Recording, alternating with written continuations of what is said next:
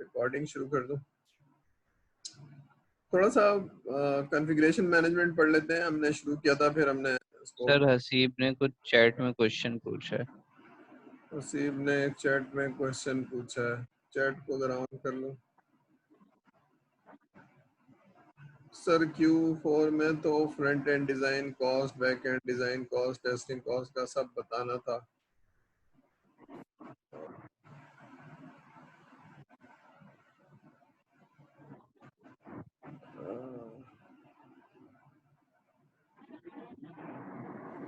हाँ देखिए, एक चीज होती है प्रोजेक्ट की कॉस्ट और एक होती है एफर्ट की कॉस्ट, ठीक है ना। तो अगर आप किसी को प्रोजेक्ट की कॉस्ट बताएंगे तो ये सारी चीजें डालेंगे, ठीक है, कि डोमेन कितना होता है, होस्टिंग कितनी होती है और सारा कुछ होता है। एज ए सॉफ्टवेयर इंजीनियर आपका लिख दिया आपने, लेकिन बहरहाल डोमेन की कॉस्ट, होस्टिंग की कॉस्ट, ये शायद एफर्ट नहीं है। एफर्ट ये है कि मैं इतने पेज बनाऊंगा। याद है हमने लिखा था कि साइज ऑफ द प्रोजेक्ट क्या है, हाउ मेनी पेजेस, कितनी एफर्ट लगाएगी जाएगी, सवाल लिखा हुआ था उसमें। लिखा हुआ था कि डोमेन का नाम की बताइए, होस्टिंग के, कहीं लिखा हुआ ही नहीं है उसमें। थोड़ा सा देख लीजिए अगर आपको गलत अंडरस्टैंडिंग हो रही है। द होल प्रोजेक्ट की कॉस्ट नहीं है, एफर्ट की कॉस्ट है, कितना टाइम लगेगा। देखिए मैं आपको क्या सीखता हूँ, सॉफ्टवेयर इंजीनियरिंग, कि हम कैसे सॉफ्टवेयर बनाएंगे। तो एक छोटा सा प्रोजेक्ट है वेबसाइट का, तो हम एफर्ट कितनी लगेगी, पेजेस अगर 5 पेज हैं तो डिफरेंट एफर्ट लगेगी, 50 पेज हैं तो डिफरेंट एफर्ट लगेगी। उस एफर्ट की कॉस्टिंग करनी है। बात समझ में आ रही है असीम साहब? सब बात समझ में आ रही है जी? तो लिख दिया, इसमें कोई हर्ज नहीं है, लेकिन बहरहाल ये अगर लिख भी दिया है तो ये कि अब मैं इसमें थोड़ा सा डिटेल में नहीं जाना चाह रहा हूँ कि आपने एफर्ट लगाई है, किसी और नंबर ऑफ आवर्स की कॉस्टिंग की भी है, 30 आवर्स की, ठीक है, वो जो भी है, तो जिसने भी किया उसको बस ये है कि वो मैच नहीं हो रही, ठीक है ना। और फिर प्रोजेक्ट मैनेजमेंट, इंफॉर्मेशन गैदरिंग, तो और टर्मिनोलॉजी ली हुई है, ठीक है, तो वो वाली टर्मिनोलॉजी से चलना चाहिए। इसे अगर आपने लिखी है तो बहुत अच्छी बात है। तो इस पे ये हो सकता है कि फिर आप थोड़ा सा इंडिविजुअली वाइवा हो जाएगा कि कॉस्ट कहाँ से है, ये तब पता चल जाएगा, ठीक है। तो सर को आप या तो कन्विंस कर लेंगे या फिर आप नहीं कर पाएंगे, तो ग्रुप का वाइवा हो जाएगा, ठीक है। सर को तो एवेलुएट करना है कि आपने खुद से किया, बस, ठीक है। बस एक बात याद रखिए कि खुद से करेंगे तो मेरा एस्टिमेशन ये है कि उसकी वर्डिंग कुछ और होगी, उसकी लैंग्वेज कुछ और होगी, ठीक है, ताकि आप ओरिजिनल काम कर रहे होंगे। चलिए, अब कोई चैलेंज है आपके असाइनमेंट्स पे, समझने पे? अब देखिए बात ये है कि हम सॉफ्टवेयर इंजीनियरिंग पढ़ रहे हैं, उसमें लैब नहीं है, उसमें कोई प्रैक्टिकल काम नहीं है। तो ये असाइनमेंट्स वही है कि हमने SDLC पढ़ लिया, अब हमको इस्तेमाल करना है, ठीक है। तो अब आपने जो पहला वाला क्वेश्चन है उसमें इस्तेमाल करते वक्त अगर आपने लिख दिया है कि जी एजाइल यूज करते हैं और एजाइल की थ्योरी लिख दी है, नहीं, ऐसे नहीं करना है। आपने ये लिखना है कि अब मैं प्रोजेक्ट को शुरू करूंगा तो कैसे करूंगा, पहले क्या करूंगा, फिर क्या करूंगा। एक्चुअल काम है ना, ये प्रोजेक्ट करना है, तो प्लान करूंगा, तो प्लान में क्या करेंगे भाई, टीम को देखेंगे, ठीक है। वहां से लिख दिया है कि प्रायोरिटाइज करेंगे, तो बताएंगे प्रायोरिटाइज करें, डेवलप करेंगे तो कैसे करेंगे, क्या करते हैं क्या नहीं करते हैं, that kind of detail is required. यानी आप एक्चुअल प्रोजेक्ट कर रहे हैं उसकी डिटेल लिखनी है आपने, ताकि समझ में आ जाए कि हम क्या कर रहे हैं, ठीक है जी। काशिफ साहब? अटेंडेंस लेना। सर अटेंडेंस ले लें, चलिए अटेंडेंस भी ले लेते हैं।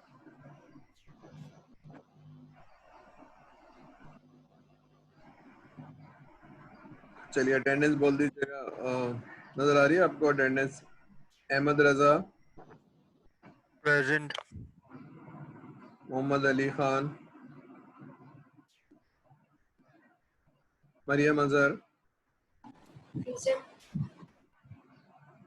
अब्दुल्ला बिन हुसैन, सर असद का मैसेज आया था, उसका नेट नहीं चल रहा। नेहा फातिमा, नेहा है,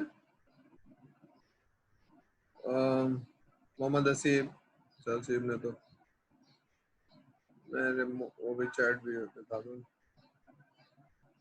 नेहा भी है। चलिए चलिए, मोहम्मद काशिफ, प्रेजेंट। सुमेश कुमार, सुमेश, विशाल कुमार, अच्छा, मोहम्मद माज, सर वो अंदर उसकी लाइट का इशू है। लाइट का इशू है। अब्दुल मुस्तफा, सर इनकी तबीयत खराब है, अब्दुल मुस्तफा का मैसेज आया था। तबीयत खराब पे अटेंडेंस भी लग जाती है, चलिए अभी अच्छी बात है। Hasan Naveed, Rabiul Mughal, Yes, sir, present. Hatim Shabbir, okay, Jawad Sheikh, okay, Mohammad Taufiq, sir मेरी लगा दी सेकंड नंबर पे था मैं। लगा दी, मैं सेकंड नंबर पे था।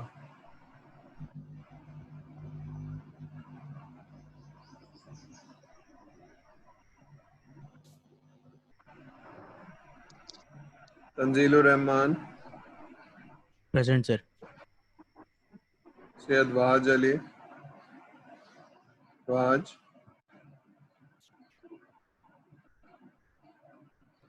वाज, ये आवाज नहीं आ रही, चलिए अटेंडेंस हो गई। अब आप लेक्चर पढ़ लेते हैं थोड़ा सा हम।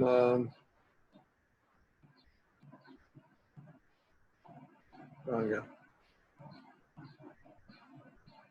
सर वो असाइनमेंट 3-4 की सबमिशन नहीं बढ़ाई है आपने, सबमिट कैसे करेंगे? चलिए मैं देख लेता हूँ, मुझे याद नहीं है क्या डेट थी। जो जो आपने कहा था वो मैंने कर दिया था, अगर उसकी डेट बढ़ा देता हूँ अभी थोड़ी देर नहीं, आप संडे का नहीं करा था, उसका असाइनमेंट 3-4 का नहीं करा था, असाइनमेंट 5 का कर दिया था। चलिए देख लेता हूँ, मैं उसको बढ़ा दूंगा अभी लेक्चर के बाद। जी जी। हाँ, या तो फिर आप उसको मेल पे भेज सकते हैं, कोई ऐसा मसला नहीं है। लेकिन ये कि मेल पे जो भेज रहे हैं ना, वो सबके एक जैसे नाम है या जो भी अपलोड कर रहे हैं, तो हम इसलिए कॉन्फ़िगरेशन में मैंने जानबूझ के मेल भी की थी कल आपको। और दूसरा, जी हातिम आप कुछ कह रहे हैं? सर वो आपने फीडबैक नहीं दिया अभी तक असाइनमेंट। मैंने क्या नहीं दिया? फीडबैक। हाँ हातिम, एक मिनट।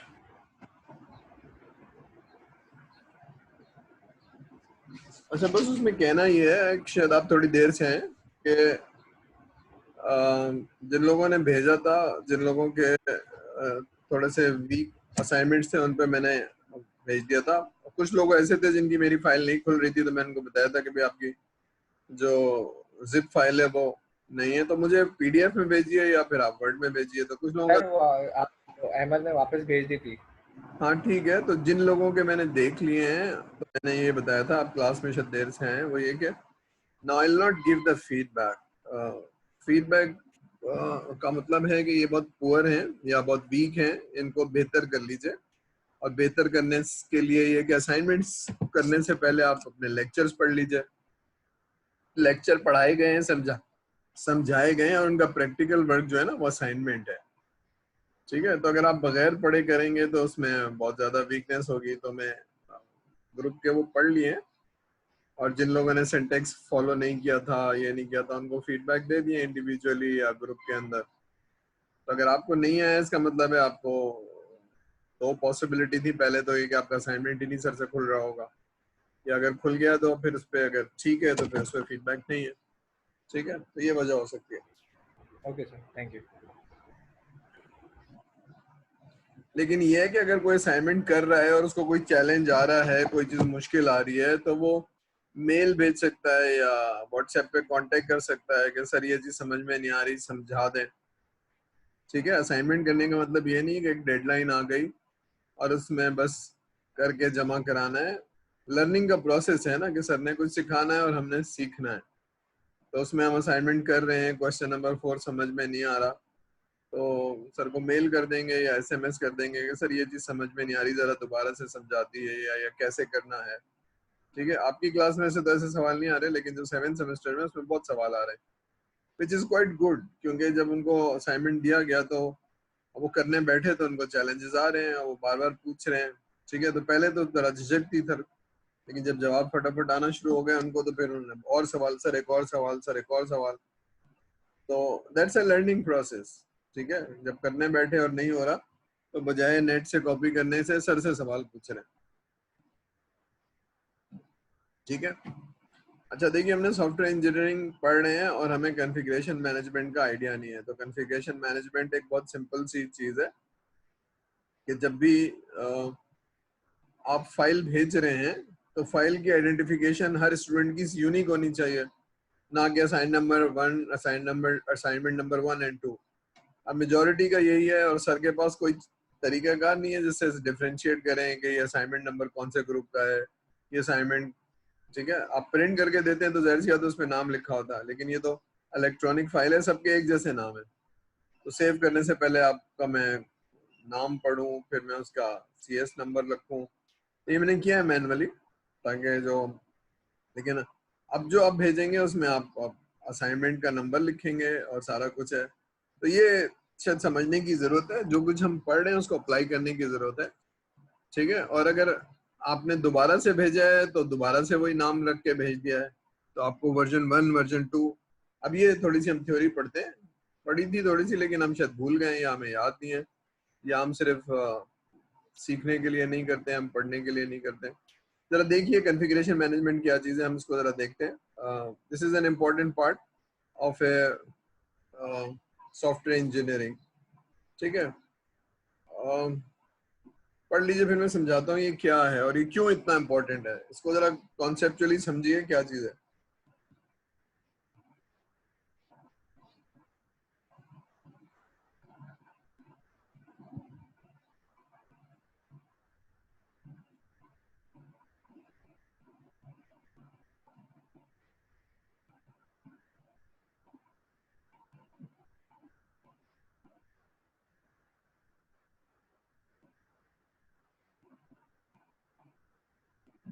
ठीक है, अगर पढ़ लिया तो मैं थोड़ा समझाता हूँ। इस कॉन्फ़िगरेशन मैनेजमेंट के कॉन्सेप्ट को समझिए। पहले तो ये समझ लीजिए कि आप 2 लोग 3 लोग नहीं है, आप लोग 50 लोग हैं जो एक, या 100 लोग हैं जो एक डेवलपमेंट टीम का पार्ट है। पहले तो ये समझिए कि you are a large team. ठीक है, फिर सॉफ्टवेयर कैसे बनता है, सॉफ्टवेयर जाके मीटिंग्स होंगी, नोट्स बनेंगे और फिर उससे डॉक्यूमेंट ऑफ रिक्वायरमेंट बनेगा। तो 1 मीटिंग, 2 मीटिंग, 3 मीटिंग, ये सारे कंपोनेंट्स हैं। इन सारे कंपोनेंट्स को जोड़ के हम रिक्वायरमेंट बनाएंगे और फिर रिक्वायरमेंट हो सकता है चेंज हो, तो रिक्वायरमेंट चेंज हो सकती है, यानी रिक्वायरमेंट का वर्जन हो सकता है। ये सारे कंपोनेंट्स हैं सॉफ्टवेयर के। रिक्वायरमेंट अलग हो गई, ठीक है, उसके अलावा उसकी डिटेल में मीटिंग्स अलग हो गई। तो ये सारी चीजें करने के बाद एक रिक्वायरमेंट बनेगी जो कि मजीद चेंज हो सकती है, जिसका वर्जन चेंज हो सकता है। ठीक है, इसी तरह से सोर्स कोड है, सोर्स कोड को 50 लोग बना रहे हैं, तो 50 लोग जो बना रहे हैं वो कब कब इंटीग्रेट, पहले तो बनाएंगे, फिर वो कब कंप्लीट होगा और कब चेक होगा और कब इंटीग्रेट होगा इनटू ए लार्जर सिस्टम। अब ये कंपोनेंट्स हैं, कंपोनेंट्स को जोड़ना, सही जगह पर जोड़ना, दिस इज, और उसका एक फाइल का नाम बनाना। ठीक है, तब देखिए ना, आपने असाइनमेंट भेजा, उसका कोई डिफरेंशिएट नाम नहीं है जिससे आप सर डिफरेंशिएट कर सके। तो आपको सोचना चाहिए कि हम 18 स्टूडेंट हैं और सर अकेले हैं, तो डिफरेंशिएट करना चाहिए कि सर को मालूम होना चाहिए ये किसकी फाइल है और ये किसका नाम है, ये किसका असाइनमेंट है और कौन सा असाइनमेंट है। ठीक है, तो ये थोड़ी सी थ्योरी ध्यान में रखेंगे तो फिर आपको समझ में आ जाएगा कि अगर 50 लोग हैं तो क्या होगा, ठीक है, और अगर 100 लोग हैं तो क्या होगा, अगर 500 लोग सॉफ्टवेयर डेवलप कर रहे हैं तो क्या होगा, कैसे पता चलेगा कि कहाँ से है। तो कोई कन्वेंशन होना जरूरी है। तो इसका मतलब है सॉफ्टवेयर बनाते वक्त देयर आर डिफरेंट सेगमेंट्स या डिफरेंट फेजेस जिसमें मुख्तलिफ लोग काम कर रहे हैं। उन लोगों के काम को कहीं रखना, जोड़ना और फाइल के नाम से डिफरेंशिएट करना, ठीक है। तो ये बहुत जरूरी है। अगर ये नहीं होगा तो क्या होगा?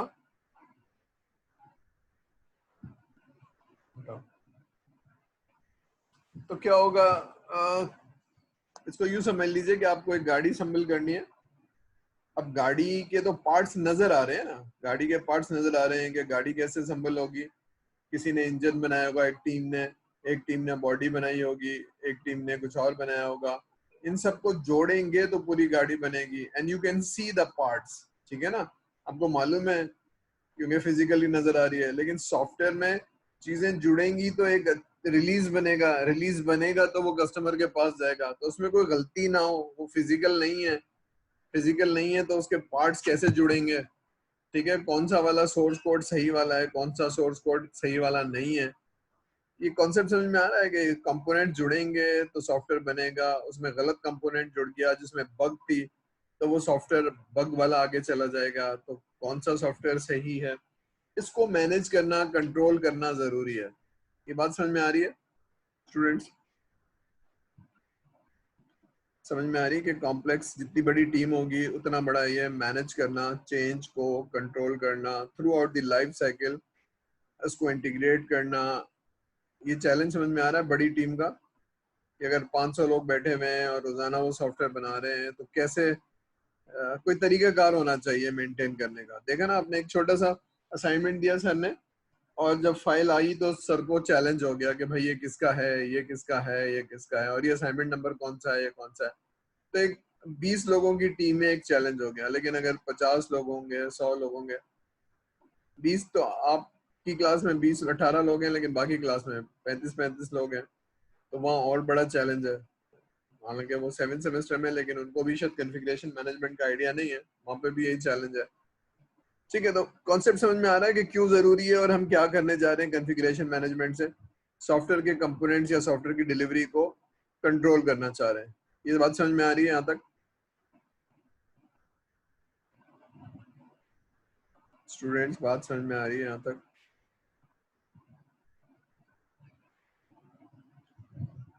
चलिए हम आगे चलते हैं। अब देख रहे हैं हम सॉफ्टवेयर के कंपोनेंट्स जो है ना वो कॉन्स्टेंटली चेंज हो रहे हैं। अच्छा, रिक्वायरमेंट में तो शायद कम चेंज होंगे, डिजाइन में कम चेंज होंगे, लेकिन सोर्स कोड में तो फौरन चेंज हो रहे हैं ना, रोजाना आके लिखे जा रहे हैं।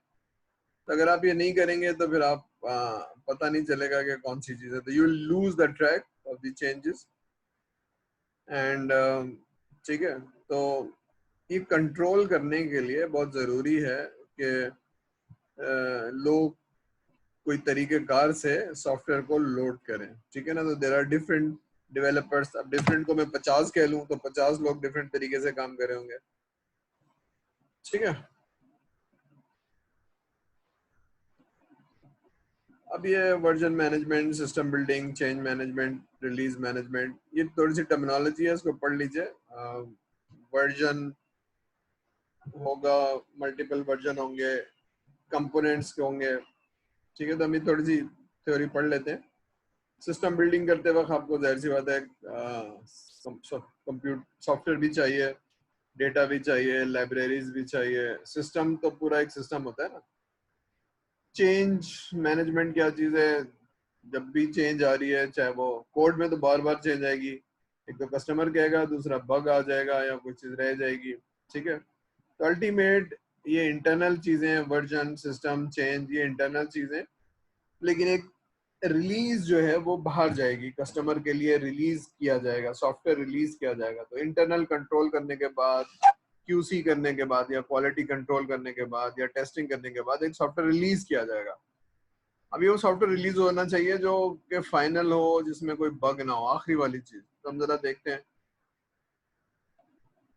ठीक है। Software development phase team is responsible for managing the software configuration and new functionality. For example आपने सॉफ्टवेयर बनाया कस्टमर को और बैंक को दे दिया, तो बैंक कह रहा है नहीं ये 4 चीजें चेंज करो, तो ये 4 चीजें चेंज करने का मतलब है नया रिलीज जाएगा। ठीक है ना, नया रिलीज जाएगा, रिलीज बनेगा, टेस्ट होगा, और जो भी है बग्स हैं तो बग्स या एनहांसमेंट है तो बग्स की सूरत में तो जाएगा ही जाएगा, लेकिन एनहांसमेंट बग नहीं थे, लेकिन उन्होंने कहा कि 4 चीजें और दे दो, तो दैट्स अ न्यू फीचर, तो दैट्स अ न्यू रिलीज। बात समझ में आ रही है? ये 3 लोग आप हैं तो जाहिर सी बात आपने एक सॉफ्टवेयर बनाया होगा, तो आप देखेंगे ये सॉफ्टवेयर अलग करो और नया वाला सॉफ्टवेयर दो, तो ये वाला जो हमने रिलीज 1 था R1, अब ये R2 के नाम से जाएगा, R3, किसी तरह से पता चलना चाहिए ना कि आपको पुराना वर्जन कौन था, नया वर्जन कौन सा है। बात समझ में आ रही है? अब ये देखिए, थोड़ा सा ये समझ लिया, एक सॉफ्टवेयर हाउस है, सॉफ्टवेयर हाउस है, और जहाँ 50 लोग हैं, ये जो लेफ्ट साइड है ना, ये 50 लोग हैं, और ये 10 लोग हैं जो आपकी टेस्टिंग टीम में, ठीक है। अब ये एक डायरेक्टरी है जहाँ पर आपने सेव करना है, तो आपने डेटा सेव करना है, यहाँ से टेस्टिंग टीम ने उठाना है, उसको टेस्ट करना है और वापस रखना है। तो अब ये एज्यूम कर लीजिए कि सॉरी,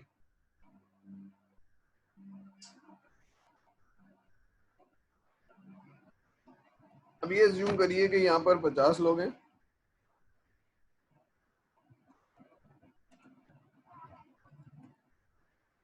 ठीक है। मैं ये लिख इसलिए रहा हूँ ताकि आपको समझ में आ जाए कि ये और यहाँ पर आपके 12-13 लोग हैं, जैसे है ना, 15 लोग हैं,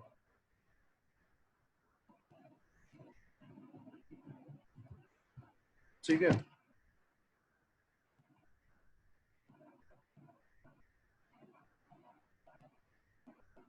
ठीक है, अब आप थोड़ा समझिए कि एक सॉफ्टवेयर है जो रोजाना बन रहा है और 3 महीने तक बन रहा है, जिसमें से 50 लोग काम कर रहे हैं, तो हर आदमी रोजाना काम करने के बाद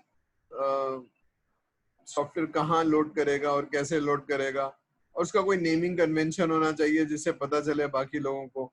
अब इनका जो टीम लीड है उसको मालूम होना चाहिए क्या काम किया और कैसे किया, और फिर उसके ऊपर टेस्ट केस लिखने होंगे, इनको जाना होगा, ठीक है। तो ये सारी चीजें हो रही है, और ये वर्जन कंट्रोल होना चाहिए। अब ये सारी चीजें चेक करने के बाद, टेस्टिंग करने के बाद एक रिलीज बनेगा, और ये कस्टमर तक जाना चाहिए, तो रिलीज कह लें, रिलीज कह लेते हैं इसको।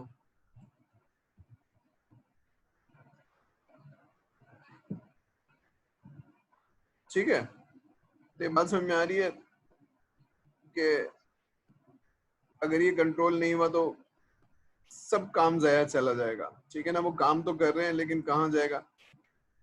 अभी कॉन्सेप्ट है चेक इन एंड चेकआउट का, कि मैं अपना वर्जन जो भी सॉफ्टवेयर का नाम है उसका वर्जन 1, 2, 3 लोड करूं, रोजाना जाते वक्त अपलोड करूं, तो जो पुराना वर्जन है वो उसको ओवरराइड करे, या उसको जो भी अपडेट है उसको ऐड करता जाए, ठीक है। अब इसका कोई मैकेनिज्म होना चाहिए। एज्यूम करिए कि मैंने एक नाम रखा हुआ है अपने कोड का, ठीक है, और मैं उसको सेव करता हूँ एक खास जगह पर, ठीक है। उसको यूं समझ लीजिए कि मैं, चलिए मैं थोड़ा समझाता हूँ आपको।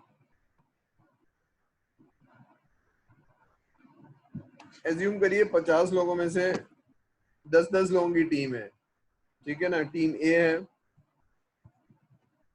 टीम बी है, और बस यूं समझ लीजिए 10-10 लोगों की टीम है, ठीक है। और टीम ए जो सॉफ्टवेयर बना रही है उसका नाम है सोर्स कोड ए वर्जन 1.0.0,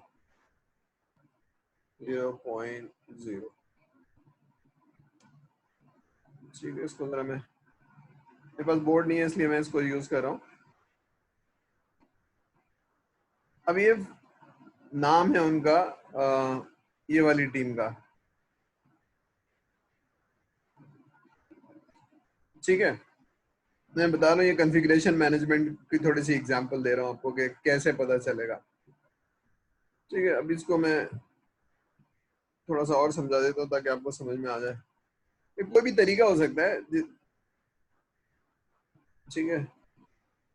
अब ये सोर्स कोड जो है वो बी टीम का है, देख रहे हैं आप। ये वाली जो टीम बनाएगी,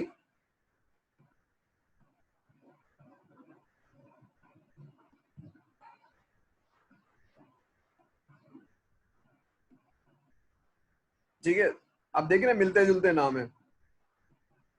अब फॉर एग्जांपल चलिए एक जीरो आगे ज्यादा आ गया, ठीक है। ये एक मैकेनिज्म है। अब मैंने रोजाना में लिख रहा हूं तो जो भी टीम है वो ज्वाइन करेगी, उसके बाद लिखेगी 1.1, ठीक है। इन्होंने लिखा हुआ है 1.3, तब मुझे मालूम है टीम ए का जो है वर्जन ये वाला है, टीम बी का वर्जन ये वाला है, टीम सी का वर्जन ये वाला है। जो पुराने वर्जन है ना उसके अंदर ये ऐड कर रहा होगा या ओवरराइट कर रहा होगा, ठीक है। तो latest version is more important. तो चेक इन करेंगे और जब भी इंस्टॉल करेंगे तो पुराने वर्जन को वो ओवरराइट कर देगा। तो मेरे पास मालूम है कि भाई ये लेटेस्ट वर्जन है। तो मैकेनिज्म ये होता है कि वो ऐड करता जाता है, जो भी चेंज है उसको ऐड करता जाता है, पुराने रिलीज को कहीं बैकग्राउंड में लिखता जाता है, डिलीट नहीं करने देता है आपको। अब ये मैकेनिज्म है कॉन्फ़िगरेशन मैनेजमेंट का, सॉफ्टवेयर बने हुए बकायदा। जब भी आप लिखते हैं तो वो उसमें एक नंबर ऐड कर देता है। तो एक कंट्रोल है जिससे मुझे, अब टेस्टिंग टीम को मालूम होना चाहिए कि वर्जन 1.0.0 भी पड़ा हुआ है, 1.0.0.2 भी पड़ा हुआ है। तो उनको मालूम है कि 2 इट्स द लेटेस्ट, ये यूज करना होगा, ठीक है। और उनको एक्सेस नहीं होगा लोअर वर्जन पे। तो ये बात समझ में आ रही है। इससे टीम जो है ना वो खुद ही मैनेज हो जाती है। अगर ये नहीं करेंगे तो फिर गलती का चांस ज्यादा है, ठीक है। तो ये कॉन्फ़िगरेशन मैनेजमेंट का मतलब ये है कि जनाब बड़ी टीम है, कोई कंट्रोल होने की जरूरत है, ठीक है। अब ये एक एग्जांपल है जो शायद हमने नहीं पढ़ी थी या पढ़ ली थी। तो ये फाइल का नाम है, ये मैंने आपके असाइनमेंट पे जो रात को मैंने भेजा था कि जनाब अगर आप असाइनमेंट भेज रहे हैं तो आप एक तरीकाकार लिख लीजिए, असाइनमेंट नंबर 1, असाइनमेंट नंबर 2, ठीक है। फिर अपना रजिस्ट्रेशन नंबर लिख दीजिए, अपना नाम लिख दीजिए। आपने वर्जन 1 भेजा था, फिर मैंने कहा कि जी यस में चेंज कीजिए, तो फिर आपने उसी को चेंज किया, नाम सारा चेंज नहीं किया, वर्जन 2 भेज दिया आपने। तो सर को मालूम है कि वर्जन 1 भी पड़ा हुआ है, 2 भी पड़ा हुआ है, तो 1 मैंने इस्तेमाल नहीं करना है, 2 इस्तेमाल करना है। लेकिन आप ये देख रहे हैं सर के फोल्डर में सारे वो पड़ी हुई है 1.1.1.1, सबके नाम अलग हैं, सबके रजिस्ट्रेशन नंबर लगे, तो पिक करना आसान है। ये इलेक्ट्रॉनिक वर्जन है ना, क्योंकि आपने प्रिंट करके नहीं भेजा हुआ है सर को, सर खोल लें नाम पढ़ लें, तो ठीक है। तो ये क्या है, इससे टीम वर्क जो है ना वो बेहतर हो जाता है। यानी आपने तो भेजा है सर को, लेकिन ये किसका है, लोगों ने नाम भी नहीं लिखा हुआ है इसमें, कुछ असाइनमेंट में नाम ही नहीं लिखा हुआ है। तो अब ये थोड़ा सा देखना है कि उसमें नाम लिखा होना चाहिए, उसमें क्या नाम है आपका, रजिस्ट्रेशन नंबर हो जिससे सर को पता चले। फिर सर मेल खोल के देखते हैं कि मेल किसकी आई थी, अच्छा इसकी मेल आई थी तो इसी ने अपना ही भेजा होगा, तो इसलिए उसका नाम लिख दें। तो ये छोटी छोटी मिस्टेक है जो शायद आप लोगों से हो रही हैं, ठीक है। तो ये शायद अच्छा, ये अभी 2 मिनट बाद ये हो जाएगा, आपको दोबारा से कनेक्ट करना होगा क्योंकि मेरा पेड वर्जन खत्म हो गया, रिकनेक्ट करना होगा। तो ये बात समझ में आ रही है कि फाइल का नाम सॉफ्टवेयर इंजीनियरिंग में बहुत इंपॉर्टेंट है, जिसको हम बहुत लाइटली ले रहे हैं। और मतलब आप देख रहे हैं ना, सॉफ्टवेयर इंजीनियरिंग पढ़ रहे हैं लेकिन फाइल का नाम थोड़ा सा उस पर दिमाग नहीं लग रहा है हमारा, हम सोच नहीं रहे कि कोलैबोरेशन कैसे होगी बिटवीन द टीम मेंबर्स, ठीक है। तो टीम मेंबर्स की कोलैबोरेशन ऐसे होगी कि जब हम उनको भेजेंगे तो उनको मालूम होना चाहिए इसका क्या मतलब है, ठीक है, वरना उनको यही ढूंढने में मुश्किल होती रहेगी। तो this is called control of this software. Software जब बनेगा तो बहुत सारे लोगों के कंट्रीब्यूशन है, तो उसमें रिक्वायरमेंट इंजीनियरिंग की अलग कंट्रीब्यूशन है, तो उसकी सही फाइल आपके पास हो, कोई तरीकाकार हो, ठीक है। तो वर्जन कंट्रोल करने के सॉफ्टवेयर होते हैं, ठीक है। तो ये बेसिक थ्योरी है। उसका कॉन्सेप्ट ये है कि जनाब 50 लोग 100 लोग काम कर रहे होंगे तो मालूम होना चाहिए फाइल किस फॉर्मेट में आएगी। तो ये बात समझ में आ रही है कि देखिए कि अगर 100 लोग 50 लोग होंगे तो कोई प्रिंट करके नहीं दे रहे होंगे उनको ना, वो तो इलेक्ट्रॉनिक फाइल ही जारी होगी, तो इलेक्ट्रॉनिक फाइल किस नाम से होनी चाहिए ये पता होना चाहिए। ठीक है, तो ये एक थ्योरी है। ये अगर आप इस फाइल को देखेंगे, देखिए इसमें कंपोनेंट्स हैं, मैंने रंग बिरंगा इसलिए किया हुआ है कि कंपोनेंट है। ये अगर मैं सॉफ्टवेयर हाउस हूँ तो मेरा प्रोजेक्ट नंबर 5वां है, 10वां है, 100 है, कौन सा नंबर है, ये 999। अगर मेरे पास 1000 प्रोजेक्ट हो जाएंगे तो ये 3 डिजिट मेरे लिए काम करेगा, वो बाद में मैं चेंज कर लूंगा। ठीक है, फिर ये क्लाइंट का नाम है हाउस बिल्डिंग फाइनेंस कॉर्पोरेशन। ठीक है, तो फाइल देख के मुझे पता चल रहा है कि कौन सा प्रोजेक्ट है, कस्टमर कौन है, मॉड्यूल कौन सा काम कर रहा हूँ, ये पेरोल पे मैं काम कर रहा हूँ। ठीक है, और ये डॉक्यूमेंट सोर्स कोड नहीं है, ये डिजाइन